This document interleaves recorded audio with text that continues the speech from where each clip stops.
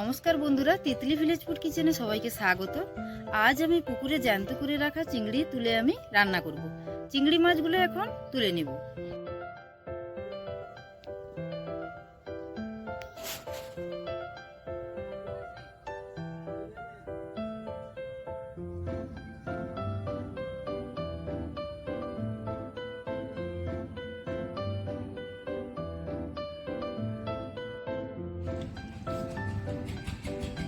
জালটা তুলে দেখবো, জ্যান্ত করে রাখা আছে, পুকুর থেকে ধরা অনেক বড় বড় সাইজের চিংড়া।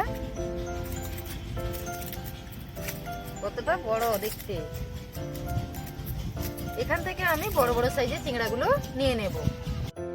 সাইজের চিংড়ি দাঁড়টা ধরেছে, দেখুন জালটাকে ধরে রেখেছিল। চিংড়িগুলো বানিয়ে নেব। একটা কলা পাতা কেটে নেব।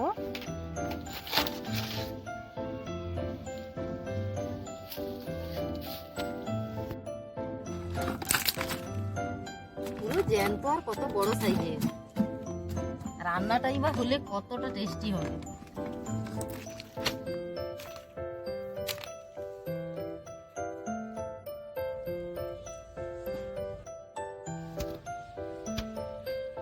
কতটা বড় সাইজের গলদা চিংড়িগুলো! এই মাছগুলো এখন আমি সুন্দর করে বানিয়ে নেব। দাঁড়গুলোও কত বড় বড়, একটু সাবধানে করতে হবে। এই দাঁড়ের মুখটাকে ধরে নেব, এর দাঁড়টাকে ভেঙে নেব, না হলে দাঁড়গুলো কামড়ে দেবে। এবার চিংড়াগুলো বানিয়ে নেব।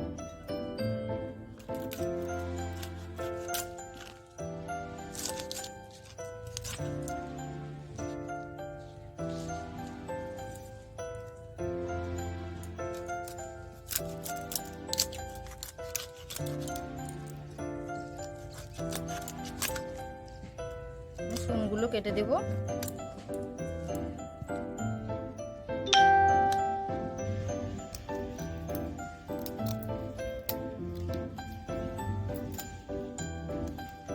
খোসাটা ছাড়িয়ে নেব।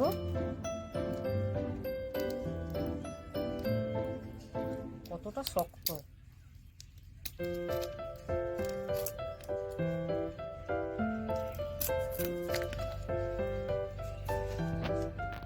এইভাবে বাকিগুলো বানিয়ে নেব।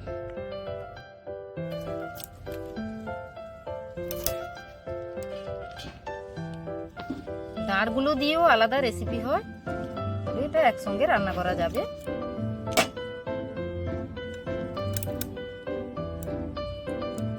দাঁড়গুলোর ভাঁজ ভাঁজ করা দাঁড়গুলোকে কেটে নিলাম।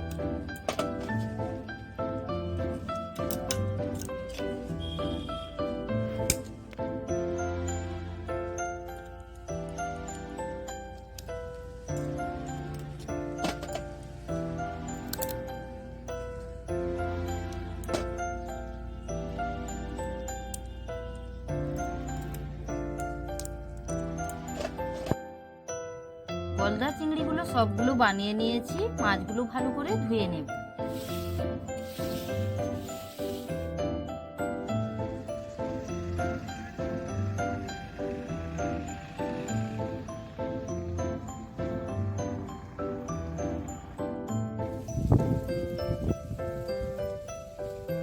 কতটা সুন্দর ধনেপাতা গাছ হয়েছে!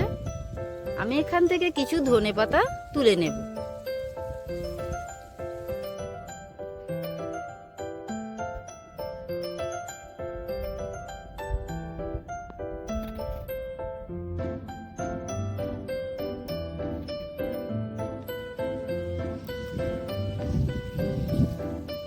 অনেকগুলো ধনেপাতা তুলে নিয়েছি, রান্নার কাছে চলে যাব। মাছগুলো সব ভালো করে ধুয়ে নিয়েছি। মাছে লবণ হলুদ মাখিয়ে দেব।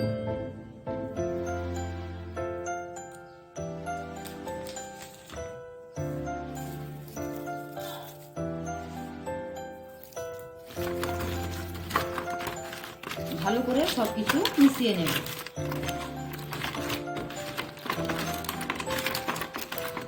গলদা চিংড়ি দাঁড়গুলো দিয়েও রান্নাটা করে নেব।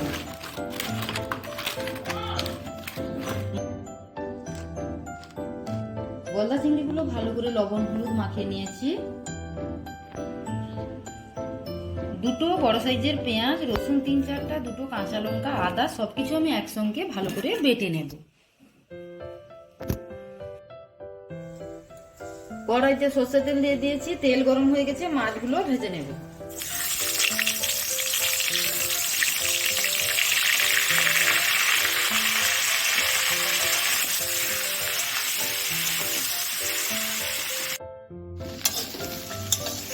মাছগুলো ভাজা হয়ে গেলে তুলে নেব।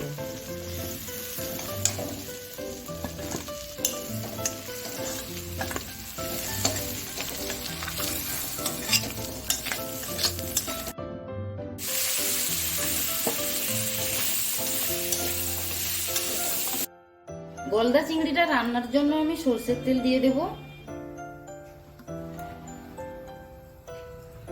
ফোড়নে একটা শুকনো লঙ্কা, একটা তেজপাতা দিয়ে দিলাম, গোটা জিরে,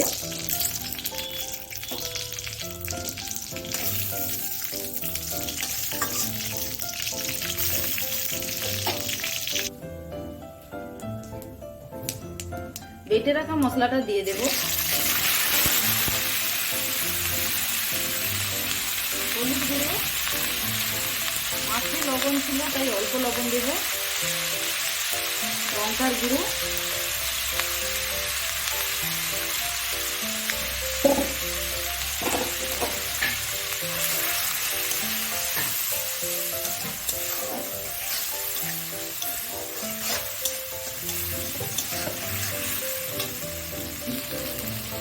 অল্প জল দিয়ে মশলাটা ভালো করে কষিয়ে নেব।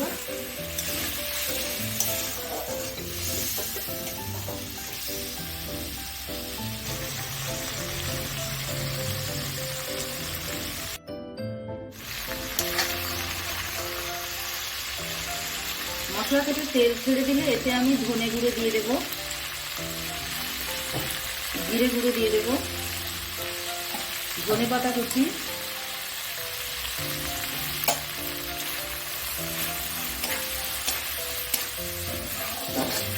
1 মিনিট ধরে নাড়াচাড়া করে নেব।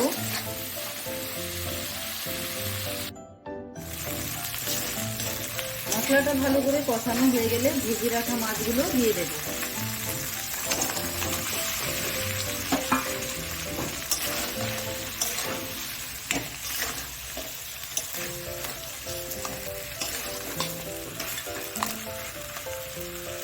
এতে আমি জল দিয়ে দেব।